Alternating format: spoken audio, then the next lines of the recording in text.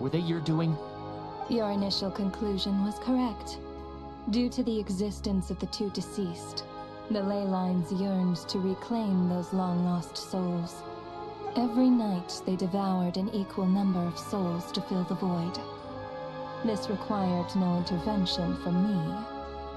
Though, of course, ferrying souls is indeed my authority. Here, take a look.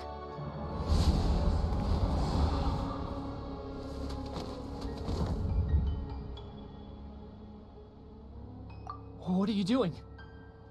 That takes care of today's too. Don't get so worked up. You are already dead, and your souls must return to the ley lines. I know we're already dead. You murdered us, didn't you? Murdered? No.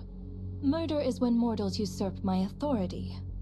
Death is my jurisdiction. If I require someone to die, I need not resort to such laborious methods as murder.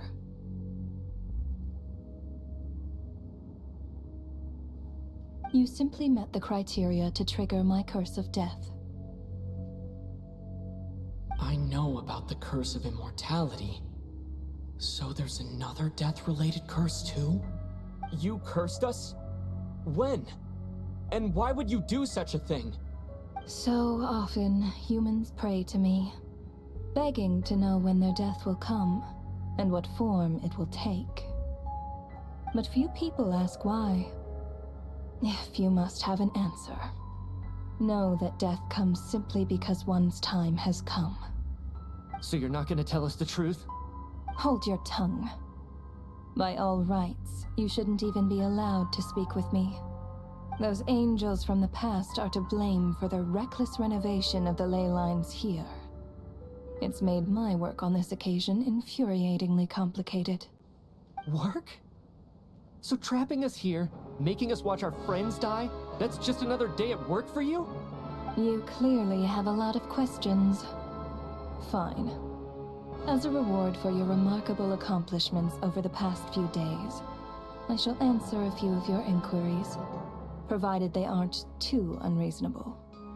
After the physical body dies, the soul must return to the ley lines for that person's death to be considered complete. My work encompasses the entire process of death, including, naturally, the guiding of souls into the ley lines, with which you are now so familiar. You must also be rather familiar with Natlan's Night Kingdom, I presume? It was I who supported the creation of the Night Kingdom. It provided a convenient means of guiding the souls of Natlan. Here, too, the ley lines connected to the theater underwent some modifications. The angels hoped to make them capable of accommodating the souls of some special creations. But this actually hindered their ability to accept ordinary souls to some degree. This effect manifested itself after you died from the curse in the theater, leaving you stranded in the afterlife, unable to achieve a complete death. But if souls who die from the curse of death fail to return to the ley lines within a short window of time, they will miss their chance for good. Then, they will remain forever suspended between life and death, no longer subject to the authorities of either. So if you don't resolve this matter soon, and see all our souls return to the ley lines before long, we'll escape your control. Mitya is sharp. This must be what Renova was worried might happen, and the reason she got involved to begin with. But if you have the authority to guide souls, why didn't you just show yourself and get it over with? Why hide among us in the form of Alosha? You seek to understand the mind of a god. Very well. I'll tell you. This is a theater, and I decided I wanted to watch a show about death. That's why I encouraged you to take the events to the stage. I found myself getting quite immersed. I suppose the entertainment you provided makes up for all the trouble you've caused me by being so defiant in the face of death. There. Are you happy with my answer? Can't say I am. Really? But it fits the stereotypes you humans have about gods. Just moments ago, You were complaining about how infuriatingly complicated your work here has been. Work is work, I get it. There are times when it's a huge pain, but you just have to get it done, right? That's a rather unique perspective for a human. You are in fact correct. There is a pain point in this case. Due to the obstruction in the theater's ley lines, there is a hard limit on the number of souls they can receive each day, making it impossible for me to ferry all your souls at once. Revealing my identity too soon would inevitably have led to futile resistance, and there was a risk that any souls who chose to run would disappear. Then there was the issue of the 2 lost souls you called the deceased. The way you resolved that quandary was all part of my design. That's what I don't understand. If all of us were souls of the dead, what made their presence among us special? For centuries, they have refused to return to the ley lines, exploiting the issues created by the angel civilization to resist being drawn in. Centuries of obsession accumulated during this process. You may think of this obsession as the resentment of the dead, and in this quantity, it was a bomb that could have detonated at any moment. It reached the point where I could not afford to leave it unchecked. But the only way to fix it was to help them acknowledge their own deaths, make peace with their regrets, and willingly walk into the snowstorm. Only then, with my guidance, could they finally return to the ley lines. Otherwise, you would not like to know what the consequences would have been. I vaguely remember seeing Batashka, but in the most terrifying form. Was that in a dream? Is that what would have become of her if she hadn't returned to the ley lines? I see your dreams brought you many revelations. So you see, death in fact grants wisdom to mortals. Souls connect to all things in the world, and see the chain of cause and effect between them. It's nothing unusual. Anyway, giving psychological counseling to lost souls is not my strong suit. That is more of an angel's role. It was something I could not resolve directly using my authority, so I decided it was easier to leave the bomb defusal to you. Meanwhile, of course, their presence caused the souls of other members of your party to return to the ley lines each night. From where I stand, that was killing 2 birds with 1 stone. As both issues slowly resolved one another without me having to lift a finger, all I had to do was stay close by and keep the situation under control. Then use my authority to wrap things up at the end. And, of course, while I was at it, I thoroughly enjoyed watching this drama, dealing with death from a mortal perspective, play out on the stage. Sounds like you had it all figured out, Grim Reaper. I just did the math. You said there's a hard limit to the number of souls the ley lines here can receive each day. It's 2, isn't it?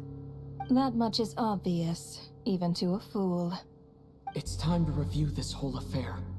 If the ley lines can only take in 2 people per day, I need to go over the deaths from these past few days again.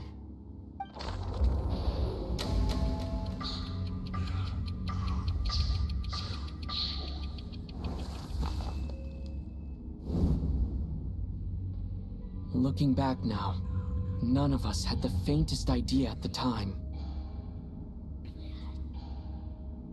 From the moment that staff member named Dimov walked into the snowstorm, the incident had already begun.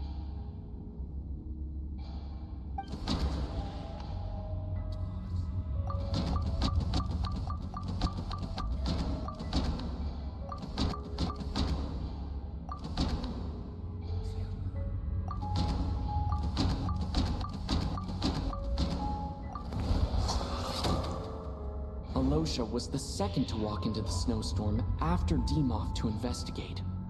During this process, the ruler of death assumed his identity, making him one of the victims.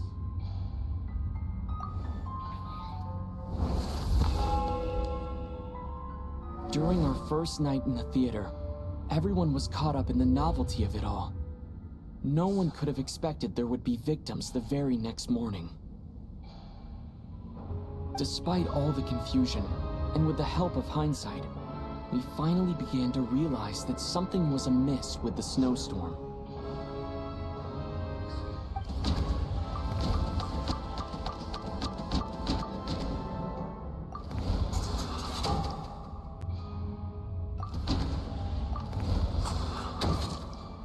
The ley lines devoured Torgov and Sobolova on the first night. At the time, we thought this might be a murder case connected to Lelik.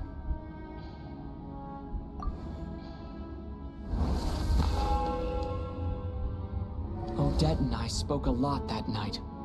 3 people were on watch, but in the morning, we discovered that someone had fallen victim all the same.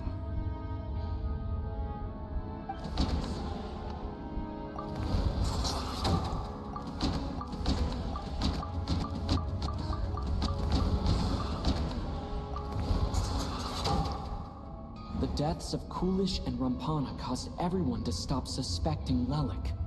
Unexplainable phenomena occurred one after another, leading Mitya to suspect that we were caught up in a supernatural event.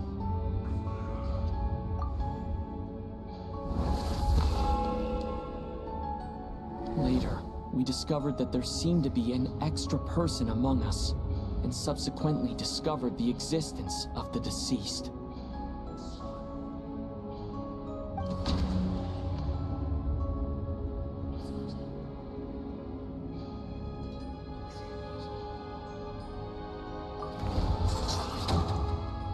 Mr. Schramm realized he was the deceased and walked into the snowstorm to return to the ley lines of his own accord.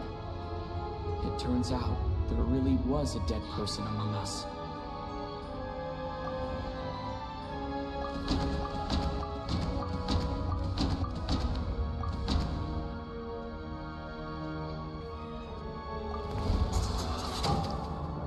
We thought it was all over. But Mr. Valeri's death was a rude awakening for everyone. The ley lines consumed him during the night regardless. A lot happened today. Mr. Valeri's death led us to discover the connection between the number of deceased and the number of victims during the night.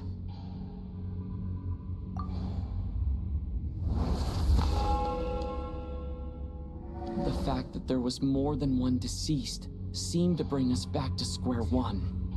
Odette revealed some information she had been keeping to herself.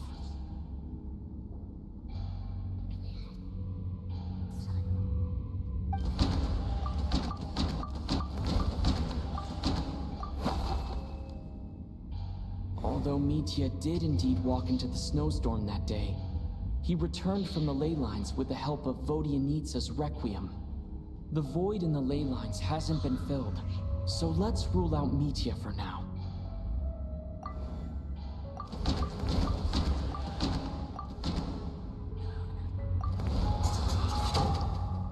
As it happened, Patashka filled the void left by Mitya's return from the ley lines by walking into the snowstorm this morning. The girl I thought was child sister Tonya turned out to be another of the theater's deceased.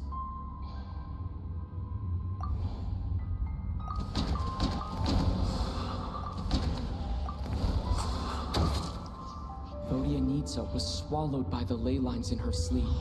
But the Requiem she sang before falling asleep was quite a game changer.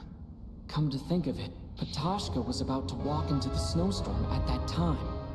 And Renova, unaware that Mitya would return, was concerned that her soul would overflow from the ley lines. That's why she used Alosha's voice to try and persuade her to stay behind. Looking back, I suppose that was an early slip-up on her part.